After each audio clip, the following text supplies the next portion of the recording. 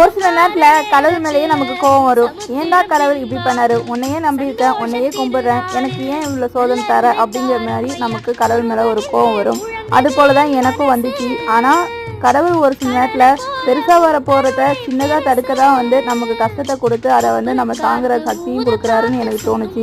அது போல் பெருசாக வர ஒரு பெரிய ப்ராப்ளம் நமக்கு சின்னதுலேயே முடிஞ்சிச்சு அப்படின்னு சொல்லிட்டு கொஞ்சம் நம்ம மனசை நிம்மதிப்படுத்தி சந்தோஷப்பட வேண்டியதான். அது போல தான் மனசை தேர்த்திக்கிட்டு இன்னைக்கு பிரம்ம முகூர்த்த பூஜையை பண்ண ஸ்டார்ட் பண்ணேன். இன்னைக்கு எப்பவும் போல பிரம்ம முகூர்த்த பூஜைக்கு நிலவாசல விளக்கேற்றி முடிச்ச பிறகு பூஜை ரூம்லேயும் விளக்கேற்றி முடிச்சு பஞ்சபாத்திரம் இருக்க தண்ணியை மாற்றிட்டு பிரசாதமாக மாதுளப்பழம் வச்சு நல்லபடியாக பிரம்ம முகூர்த்த பூஜை பண்ணிட்டேன். ஒரு சில நேரத்தில் நமக்கு ஒரு விஷயம் நடக்குது அப்படின்னா அது நல்லதுக்கு தான் அப்படின்னு சொல்லிட்டு மனசு தேர்த்திக்கிட்டு இன்னைக்கும் பூஜையை பண்ணி முடித்தேன். கந்தசஷ்டி கவசம் பாடி முடித்த பிறகு கொஞ்சம் மனசுக்கு நிம்மதியாக இருந்தது. பூஜையெல்லாம் பண்ணி முடித்த பிறகு ஜன்னலை திறந்து பார்த்தா ரொம்பவே சன்னு வியூ அழகாக இருந்தது. அதுக்கப்புறம் நெக்ஸ்ட் வீடியோவில் பார்க்கலாம்.